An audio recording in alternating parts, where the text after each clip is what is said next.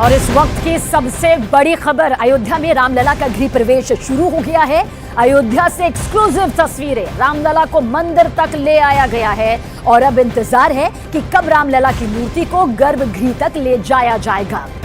यह अयोध्या में राम मंदिर से जुड़ी इस वक्त की सबसे अहम, सबसे बड़ी, सबसे खास खबर है। इस वक्त अयोध्या से अरुण सिंह की ये एक्सक्लूसिव रिपोर्ट। रामलला का गृह प्रवेश शुरू हो चुका है। आपके सामने अयोध्या से एक्सक्लूसिव रिपोर्ट है। रामलला की मूर्ति को राम जन्मभूमि परिसर में ले आया गया, जिसका बेसब्री से इंतजार किया जा रहा था। रामलला की मूर्ति को क्रेन से यहां पर लाया गया है। न्यूज़ 18 इंडिया एक्सक्लूसिव तस्वीर इस वक्त आपके सामने मौजूद है। प्राण प्रतिष्ठा की उस शुभ घड़ी का इंतजार न सिर्फ अयोध्या वासी बल्कि पूरा देश बेसब्री से कर रहा है, जिस पर पूरे विश्व की निगाह होगी। लेकिन इस बीच जो तस्वीर इस वक्त आप तस्दीक करते हुए देख रहे हैं, वो ये बताने के लिए काफी है कि वो शुभ घड़ी कितने और ज्यादा करीब आ चुकी है। हमारे सहयोगी अरुण सिंह की ये एक्सक्लूसिव रिपोर्ट है। इन तस्वीरों के जरिए जो इस वक्त आपके सामने रामलला का मंदिर में प्रवेश, इस वक्त राम मंदिर पर सुपर एक्सक्लूसिव रिपोर्ट आपके सामने मौजूद है। हालांकि अब एक एक घड़ी, एक एक पल बेहद बेहद यहां पर जो है और करीबी से गुजर रहा है।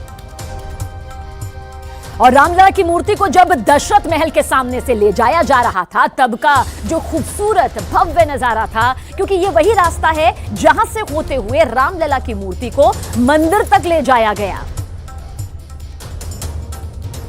प्रभु श्री राम के भक्तों के लिए बेहद आनंदित कर देने वाला एक क्षण है जब उनकी बाल काल की मूर्ति, जो प्रभु श्री राम के बाल्यावस्था को दर्शाती हुई गर्भगृह में लगने वाली है, वो उसी दशरथ महल के सामने से होकर गुजर रही है जहां कभी बचपन में उन्होंने खेला होगा। जो पौराणिक कहानियां हैं, जो रामायण में और रामचरितमानस में चित्रित है और वर्णित है, उसमें इन पूरे इलाके में प्रभु श्री राम ने जो एक बाल्यकाल के रूप में यहाँ पर अपने भाइयों के साथ खेले हैं। दशरथ महल सामने है, ठीक पीछे जहां इस वक्त आप ये ट्रक देख रहे हैं, इसी में वो मूर्ति रखी हुई है। श्यामल वर्ण की मूर्ति रखी हुई है, भारी सुरक्षा के बीच अब यहाँ हनुमानगढ़ी के आगे पहुंच चुकी है।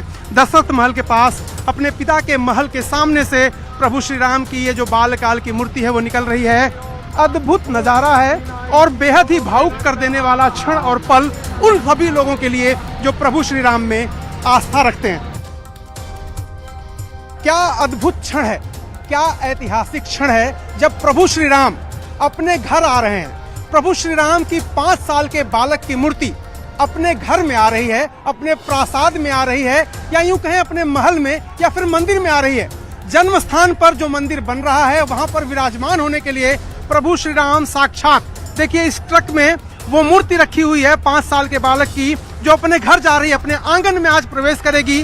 22 तारीख को प्राण प्रतिष्ठा प्रधानमंत्री नरेंद्र मोदी करेंगे, लेकिन उसके पहले ये मूर्ति आज यहाँ से जा रही है। और ये मूर्ति भारी सुरक्षा के बीच, देखिए कमांडोज यहाँ पर हैं, पुलिस है, यूपी पुलिस का भारी सुरक्षा अमला है, कमांडोज है, लेकिन इसको टाइट करके बांध करके मूर्ति को अंदर रखा गया। 1.5 से 2 टन की मूर्ति ये है, इसलिए काफी धीरे धीरे ट्रक जा रहा है। और हनुमानगढ़ी होते हुए, देखिए एक समय रहा होगा जब वनवास से प्रभु श्री राम आए होंगे, तब अयोध्या वासी जिस तरह से टकटकी लगा करके उनको देख रहे होंगे, आज वही आपको दृश्य दिखाई दे रहा। वज्र वाहन और तमाम पुलिस की गाड़ियों के बीच, तमाम सिक्योरिटी फोर्सेज के बीच, कमांडोज के बीच भारी सुरक्षा में प्रभु श्री राम की जो मूर्ति योगी राज अरुण ने जो बनाई है वो फाइनल हुई है। और वो आप देखिए यहाँ पर अपने घर में, अपने आंगन में प्रवेश कर गई है। श्री हनुमानगढ़ी के रास्ते उसके ठीक पीछे प्रभु श्री राम का जो भव्य दिव्य मंदिर 100 एकड़ में बन रहा है, उसके गर्भगृह में प्रतिस्थापित करने के लिए, उसके प्राण प्रतिष्ठा के लिए पहुंच चुकी है। देखिए, जो पुजारी रामलला की मूर्ति के साथ साथ मंदिर तक आए हैं, यानी आचार्य विट्ठल, उनसे अरुण सिंह ने खास बातचीत की और इस पूरी प्रक्रिया को बेहद बारीकी से समझने की कोशिश की। आप भी समझिए। प्रभु श्री राम का गृह प्रवेश हो गया है। हमारे साथ विट्ठल जी हैं, आचार्य विट्ठल जी। विट्ठल जी, अभी देखा हमने प्रभु श्री राम का गृह प्रवेश हो गया। जी। आप पूजा पाठ करा के आए हैं? जी, मैं विवेक सृष्टि से भगवान के साथ में निकला, वहाँ से भगवान निकले तो फिर अपना मंत्रोच्चार करते हुए भगवान के साथ में यहाँ तक रामलला प्राकट स्थल भगवान के गर्भगृह तक पहुँचा हूँ लेकर के भगवान को। और आप सभी साक्षी थे, जो भी हमारे 140 देश करोड़ वासी हैं, जिनका प्रतिनिधित्व हमारे पूज्य श्री मुख्यमंत्री योगी आदित्यनाथ जी और प्रधानमंत्री जी, जिनका बहुत प्रिय सपना रहा, सर्वोपरि सर्वश्रेष्ठ सपना था हमारे प्रधानमंत्री और मुख्यमंत्री जी का, वह साकार हो रहा। हमारे 140 करोड़ सनातनियों का, देशवासियों का, सबका सपना साकार। हमने बहुत अच्छे से मूर्ति देखी, बहुत अच्छे से, लेकिन हम मूर्ति ढकी हुई, हम दर्शन नहीं कर पाए। बहुत भीड़ है, अब बस 22 तारीख का इंतजार है, जल्दी से श्री राम जी आ जाए। जय श्री राम। बहुत बढ़िया, जय श्री राम। हम अहमदाबाद से आए हैं और हमारा भाग्य था कि आज मूर्ति की जब यात्रा निकल रही थी तो हम यहाँ हाजिर थे। और एक सपना था, हमारी उम्र 34 साल की हो गई, लेकिन जब से समझने लगे थे इस धरती पर इस दर्शन करना चाहते थे, आज हमने वो हमारा सपना पूरा हो गया। जय श्री राम। जय श्री राम। जय श्री राम घोष के बीच तमाम लोग हैं जो आए थे कि मूर्ति दिख जाए। दिखी मूर्ति तो ढकी थी, लेकिन क्या भावना? हाँ सर, यह राम जन्मभूमि जो हम लोग आए हुए हैं इस समय, यहाँ पे ऐसी प्रक्रिया चल रही है, बहुत अच्छा लगा हमको। बोलिए जय श्री राम। कितने लोग में जोश आ गया है। मूर्ति अभी तो दिखी नहीं, लेकिन आपको आभास हुआ कुछ? ना कभाड़ किए भी, उसी में देख के सब जोश आ गया कि जाते हुए। बहुत बढ़िया, हम लोग को आनंद हुआ। और अयोध्या में रामलला का गृह प्रवेश हो चुका है। अब इंतजार है तो रामलला की प्राण प्रतिष्ठा का, जिस पर संपूर्ण विश्व की निगाहें टिकी हुई हैं। राम जन्मभूमि ट्रस्ट के प्रभारी प्रकाश गुप्ता ने बताया, क्या कुछ उन्होंने कहा ये भी आपको बताते हैं, क्योंकि इस दौरान उन्होंने कहा कि ये पल कितने ज्यादा अहम है। आपने देखा इस रास्ते से प्रभु श्री राम की जो मूर्ति है वो गई। आप तो कई सालों से देख रहे हैं सब कुछ, आपके लिए आज का क्षण जो अभी गुजरा है वो कितना भावुक करने वाला? देखिए, ये क्षण जो है इसकी प्रतीक्षा तो बरसों से भारत के लोग कर रहे थे, और आज ये पूरा हो रहा है तो निश्चित है हम लोग बाहुबेल है इस समय, और कुछ कह नहीं सकते हैं। आज पूर्ण व्यवस्था हो रही है, प्रथम प्रवेश प्रभु का हो गया है। अब बाकी प्रक्रिया जो हमारी पूजा पद्धति की है वो विधि अनुसार बराबर चलेगी, और 22 को हमारे प्रधान जी आके समापन करेंगे। कितने लोगों ने अपने प्राणों की आहुति दी, खून कितने लोगों ने बहाया, और आंसू तो न जाने कितने बहे, और कुछ आंसू तो प्रकाश जी के आप देखिए आंखों में। बात करते करते आ गए, आवाज भरभरा गई, वो मैं महसूस कर सकता हूँ, करोड़ों लोग जो देखेंगे वो भी महसूस कर सकते हैं। देखिए, ज्ञात तो कुछ ही लोग हैं, और अज्ञात कितने लोगों ने इसमें आहुति दिया होगा उसको कोई नहीं जानता। और हमारे सहयोगी अरुण हमारे साथ इस वक्त मौजूद है। अरुण, एक पल को आप बेहद बारीकी के साथ वहां से जी रहे हैं, क्योंकि आप खुद अयोध्या में मौजूद है। आपकी नजर से हम चाहेंगे रामलला के गृह प्रवेश को जानना, और साथ ही प्राण प्रतिष्ठा के उस भव्य दिव्य अलौकिक अद्भुत पल को जानना। देखिए सबीना, प्रभु श्री राम का जो जन्मस्थली है, जिसका विवाद चल रहा था इतने सालों से, हाई कोर्ट का फैसला आया तब भी, सुप्रीम कोर्ट का फैसला आया तब भी, जब प्रभु श्री राम के मंदिर की प्राण प्रतिष्ठा से पहले जब उसका शिलान्यास करने प्रधानमंत्री आए थे तब भी, और अब जब प्राण प्रतिष्ठा करने आए हैं तब भी, हर मौके पर मैं मौजूद रहा हूं। और अयोध्या वासियों के साथ साथ पूरे देश से जो लोग आते हैं, देश के तमाम हिस्सों से लोग आए हैं, वो भाव विह्वल हो जाते हैं, उनकी आंखों में आंसू आ जाते हैं। और प्रकाश गुप्ता के आंखों में आंसू आपने भी देखा होगा। ये वो क्षण है जब करीब 500 साल के बाद एक बार फिर प्रभु श्री राम अपने भव्य दिव्य मंदिर में वापस जा रहे हैं। प्रभु श्री राम यहीं थे, अयोध्या में ही थे, लेकिन वो जो जन्मस्थान उनका गर्भगृह है, जहां वो पैदा हुए थे, जो मान्यता हमारी है हिंदू धर्म की है, वहां पर वो बाकायदा 22 तारीख को जाएंगे। 2 दिन पहले से जो अनुष्ठान शुरू हुआ था उसमें दूसरा दिन था आज, और आज उनकी मूर्ति को, जो बालक रूप की मूर्ति है, उसको गर्भगृह के पास ले जाया गया है। पूरे परकोटे में एक तरह से खुशी की लहर है, हर्ष का विषय है ये, और अब उसको अधिवास में लाया जाएगा। जो पंडित जी ने बताया वो बताया कि कल पूरे दिन सरयू जी के पानी तो रामलला का गृह प्रवेश यहाँ पर हो चुका है। अब नजरें टिकी हुई हैं, आखिर वो पल कितना शुभ होगा जब रामलला की प्राण प्रतिष्ठा की जाएगी, जिसकी तैयारियां पूरी हो चुकी हैं। एक एक पल, एक एक शुभ घड़ी कितने करीब है। एक्सक्लूसिव रिपोर्ट के जरिए कुछ और अहम स्पेशल जानकारी आपके सामने।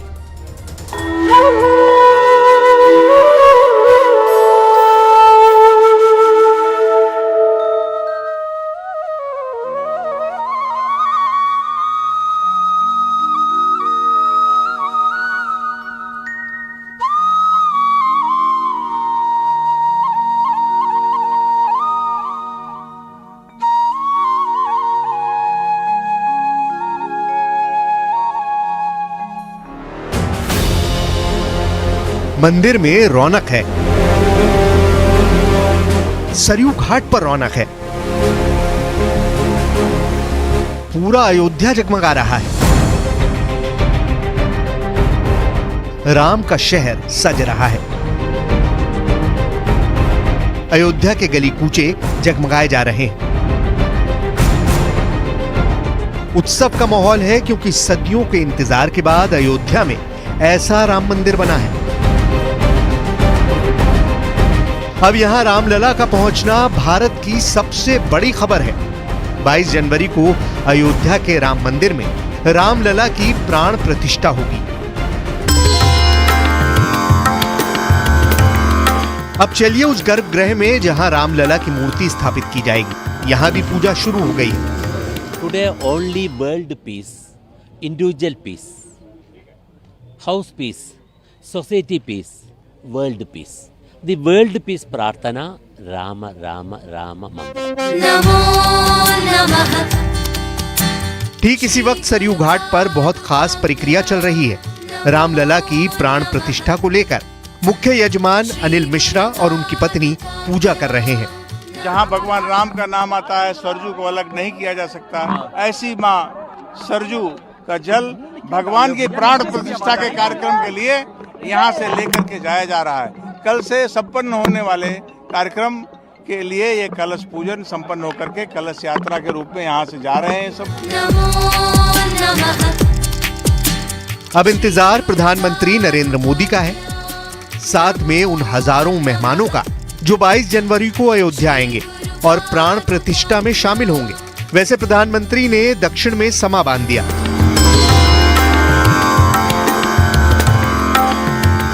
मंगलवार को कोच्चि में रोड शो करने के बाद बुधवार की सुबह प्रधानमंत्री मोदी गुरुवायूर मंदिर गए। मोदी ने पहले पूजा की और उसके बाद वो त्रिशूर भी गए।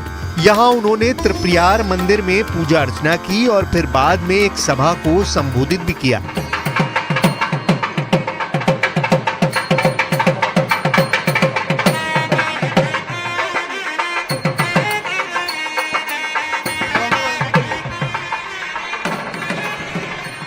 आप सभी जानते हैं कि 22 जनवरी को अयोध्या में भव्य राम मंदिर में प्राण प्रतिष्ठा का आयोजन है।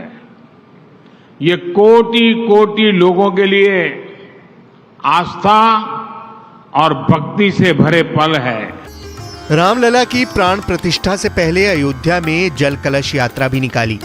500 से ज्यादा महिलाएं इसमें शामिल हुई।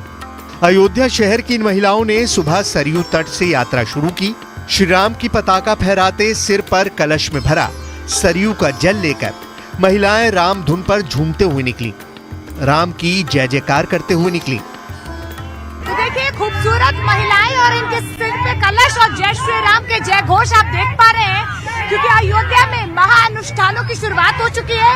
सरयू नदी से ये महिलाएं अब ये जो पवित्र जल लेकर आई है, ये श्री राम जन्मभूमि में जाएगा और आज जो शुद्धिकरण और पवित्रीकरण गर्भगृह का होना है, उसके लिए सरयू जल लेकर जा रहे हैं। आप सरयू नदी से आई है? हाँ, सरयू नदी। जल लेकर आ गई? जल लेकर आ गए प्रभु श्री राम के लिए।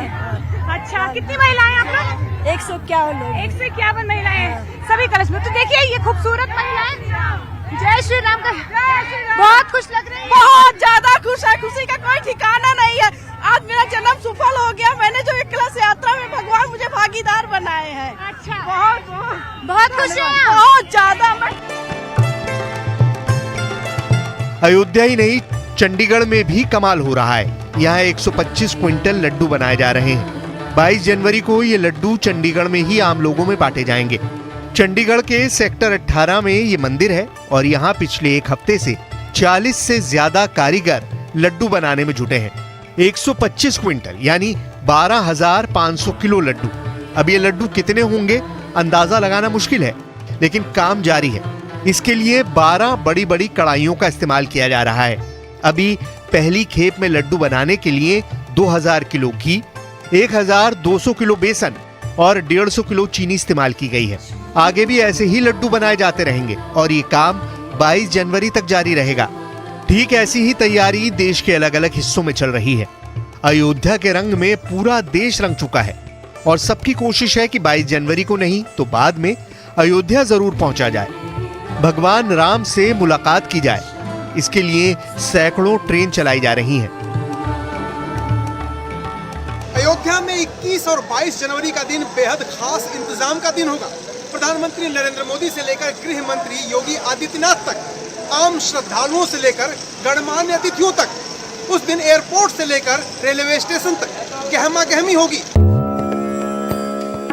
21 और 22 जनवरी को लखनऊ अयोध्या राष्ट्रीय राजमार्ग निजी वाहनों के लिए बंद कर दिया जाएगा और सिर्फ उन्हीं गाड़ियों को इजाजत होगी जो मंदिर के उद्घाटन के लिए पहुंच रहे हैं। 21 और 22 जनवरी को अयोध्या और लखनऊ एयरपोर्ट दोनों जगह मिलाकर 200 से ज्यादा हेलीकॉप्टर और विमानों की लैंडिंग और टेक ऑफ होगा। 22 जनवरी को 25 से अधिक चार्टर विमान अयोध्या में लैंड करेंगे।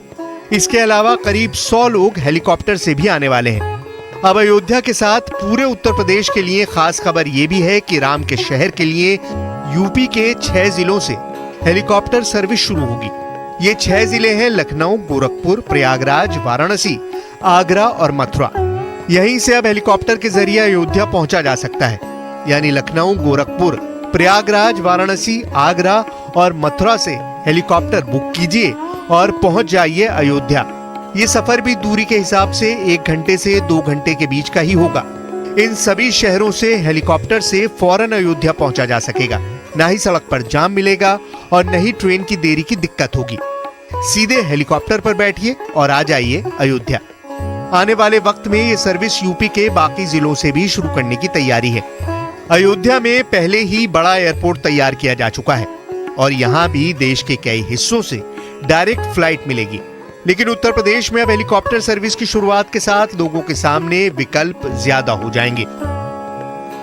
और आइए पूरी डिटेल इस वक्त आपके सामने रखते हैं। दरअसल लखनऊ से ये सर्विस 19 जनवरी, तारीख आप नोट कर लीजिए, 19 जनवरी को शुरू हो जाएगा और साथ ही रमाबाई मैदान से हेलीकॉप्टर सर्विस यहां पर मिलेगी। साथ ही साथ लखनऊ से अयोध्या का जो ये सफर है 132 किलोमीटर का होगा और 45 मिनट में ये हेलीकॉप्टर अयोध्या भी पहुंच जाएगा। किराया होगा 14,159 रुपए। ये कीमत यहां पर तय की गई है। आगे बढ़ते हैं, वाराणसी का जिक्र करते हैं। काशी यानी कि वाराणसी से नमो घाट से हेलीकॉप्टर ये उड़ान भरता हुआ यहां पर नजर आएगा और अयोध्या की दूरी देखिए 160 किलोमीटर यहां पर है और इसी के साथ सफर जो है वो 50 से 55 मिनट का यहां पर होगा और साथ ही किराया यहां पर लखनऊ जितना ही तय किया गया है यानी कि 14,159 रुपए। ये आपने यहां पर अगर नोट कर लिया है तो आगे बढ़ते हैं। प्रयागराज का जिक्र करना भी जरूरी हो जाता है, बेहद खास है। ऐसे में अयोध्या और प्रयागराज का यह कनेक्शन समझिए जहां पर पर्यटन विभाग के गेस्ट हाउस से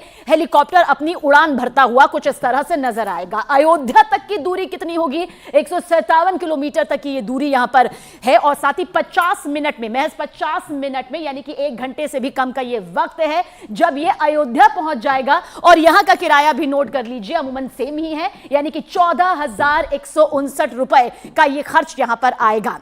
आगे बढ़ते हैं इस फहरिस्त में गोरखपुर से किस तरह से ये पूरी दूरी यहां पर होगी। गोरखपुर से अयोध्या की दूरी दरअसल 126 किलोमीटर की है जिसमें से 40 मिनट में, महज 40 मिनट पर ये पूरा सफर यहां पर तय हो जाएगा। इसीलिए कीमत में कटौती यहां पर नजर भी आती है। 11,327 रुपए यहां पर उड़ान की कीमत तय की गई है। अब जरा मथुरा और आगरा के लिए एक जैसा किराया यहां पर होगा यानी कि 35,399 रुपए यहां पर चुकता करने होंगे क्योंकि दोनों शहरों में से यह सफर करीब 450 किलोमीटर का होगा और साथ ही 2 घंटे 15 मिनट में दोनों जगह किराया एक ही यहां पर तय किया गया यानी कि 135 मिनट अगर आप इसे बांटेंगे तो 135 मिनट का यह पूरा सफर यहां पर तय होगा। तो यह पूरी डिटेल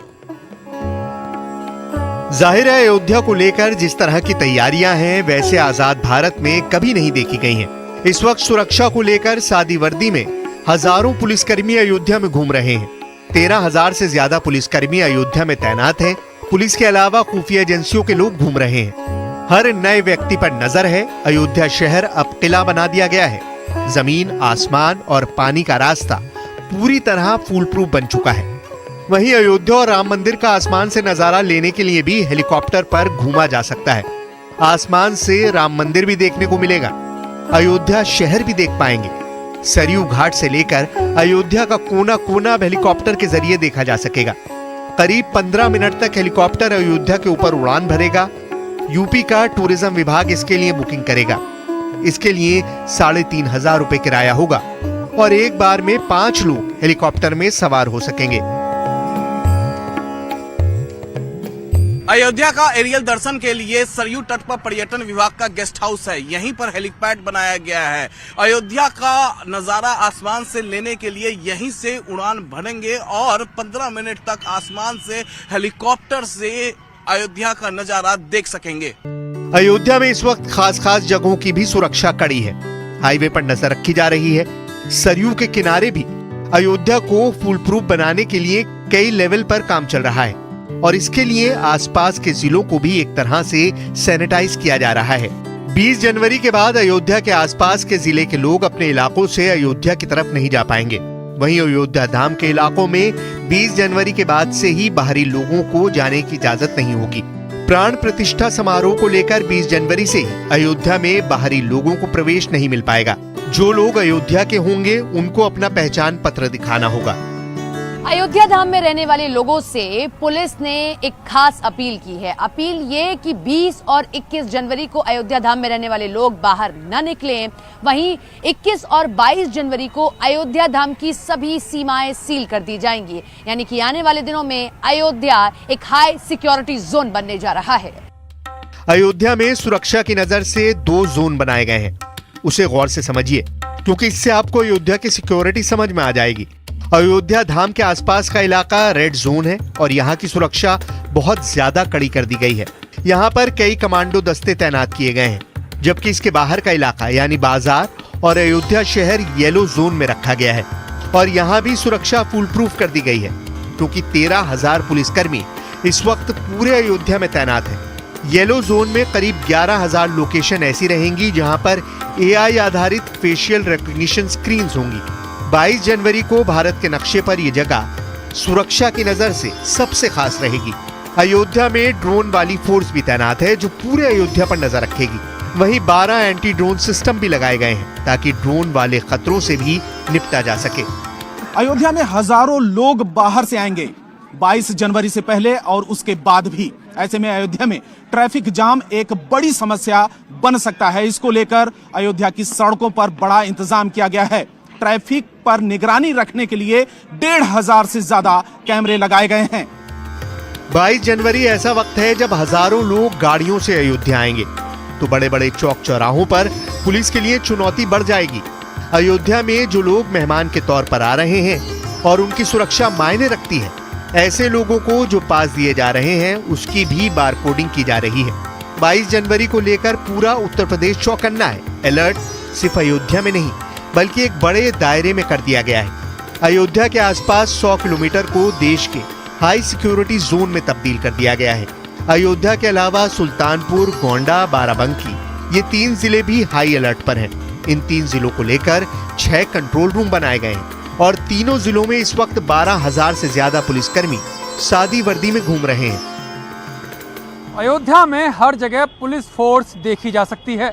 अयोध्या का एक भी कोना ऐसा नहीं है जहां पर सुरक्षा से जुड़ी कोई चीज आपको दिखाई ना दे, क्योंकि 21 और 22 को अयोध्या में सबसे ज्यादा VIP मूवमेंट देखी जाएगी। 22 जनवरी के लिए सुरक्षा एजेंसियों को इतना ज्यादा अलर्ट रहने के लिए कहा गया है कि इन इलाकों में चप्पे चप्पे पर नजर रखी जा रही है। अयोध्या में जो दूसरे पर्यटक स्थल हैं वहां भी सिक्योरिटी का खास इंतजाम किया गया है। देखा जाए तो इस वक्त अयोध्या एक तरह से नेशनल कैपिटल बन चुकी है, जिसकी सुरक्षा इस वक्त सरकार के लिए सबसे बड़ी प्राथमिकता है।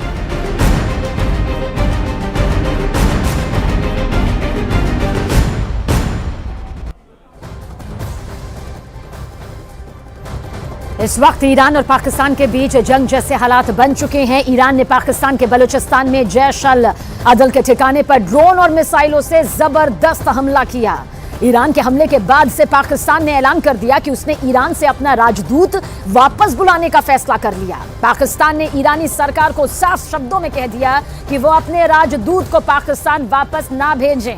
पाकिस्तानी सरकार चेतावनी देते हुए ये कह चुकी है कि हम ईरान के हमलों का मुंहतोड़ जवाब देंगे। कुछ खबरों में दरअसल दावा किया गया कि ईरान के हमले के 100 से ज्यादा पाकिस्तानी आतंकी और उनके परिवार के लोग यहां पर दर्ज जल चुके हैं, मारे जा चुके हैं। परमाणु बम की धौंस दिखाने वाला पाकिस्तान इस वक्त ईरान से बदला लेने के लिए तड़प रहा है, बेचैन है। लेकिन मुश्किल यह है कि ईरान की मिसाइल और ड्रोन हमलों ने पाकिस्तानी सेना में खौफ पैदा कर दिया है।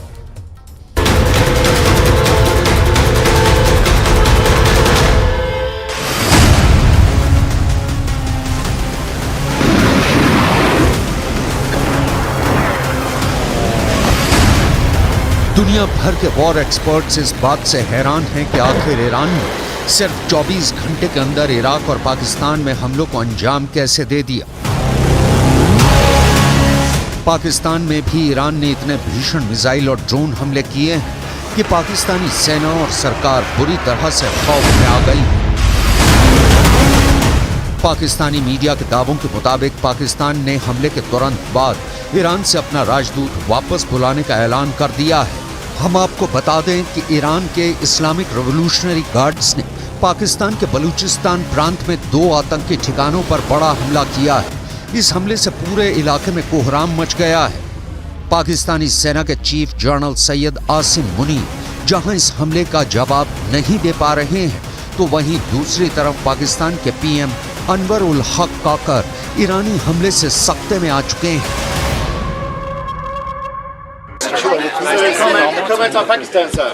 بر اساس ماده 51 منشور استنادی که میکنیم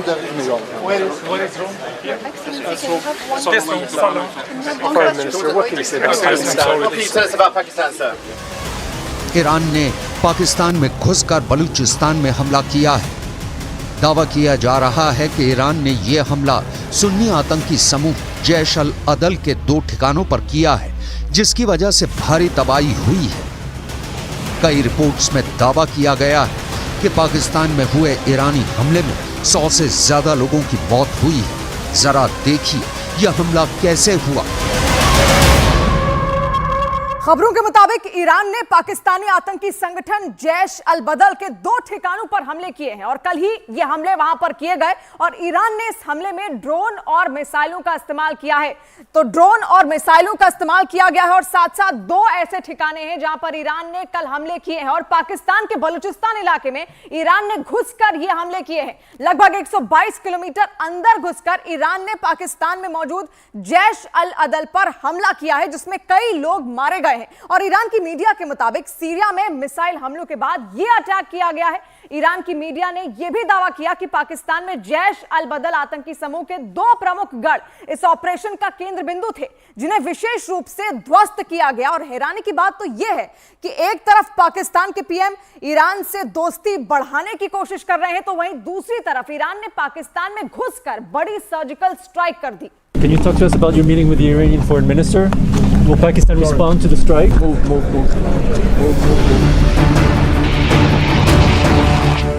पाकिस्तान पर ईरान के एयर स्ट्राइक के बीच एक बड़ी खबर आई है। ईरान के हमले से ठीक पहले पाकिस्तान के केयरटेकर प्रधानमंत्री अनवर उल हक काकर की मुलाकात ईरान के विदेश मंत्री हुसैन अमीर अब्दुल्लाहियन से हुई थी। पाकिस्तान हैरान है, आखिर ईरान ने पाकिस्तान में घुसकर यह हमला क्यों किया है। हम आपको बता दें कि पाकिस्तान के प्रधानमंत्री अनवर उल हक काकर की मुलाकात ईरान के विदेश मंत्री हुसैन अमीर अब्दुल्लाहियन स्विट्जरलैंड के दावोस में हुई थी। वर्ल्ड इकोनॉमिक फोरम की बैठक में हिस्सा लेने के लिए दोनों नेता दावोस पहुंचे थे, लेकिन इस मुलाकात के 12 घंटे बाद ही ईरान ने पाकिस्तान के अंदर आतंकी कैंप पर एयर स्ट्राइक कर दी। सवाल उठ रहे हैं कि जब ईरान और पाकिस्तान संबंध सुधारने को लेकर एक दूसरे से बातचीत कर रहे हैं, ऐसे हालात में ईरान ने पाकिस्तान में 122 किलोमीटर अंदर घुसकर हमला क्यों किया। ईरान के दावों के मुताबिक पाकिस्तान पर एयर स्ट्राइक करना बेहद जरूरी हो गई थी, क्योंकि पिछले महीने दक्षिण पूर्वी प्रांत सिस्तान बलूचिस्तान में एक ईरानी पुलिस स्टेशन पर पाकिस्तानी सीमा की तरफ से हमला हुआ था। इस हमले में 11 ईरानी पुलिस अधिकारियों की मौत हो गई थी। ईरान के गृह मंत्री अहमद वाहिदी ने हमले के लिए जैश अल अदल को जिम्मेदार ठहराया था, जिसके ठिकाने पाकिस्तान की जमीन पर मौजूद है।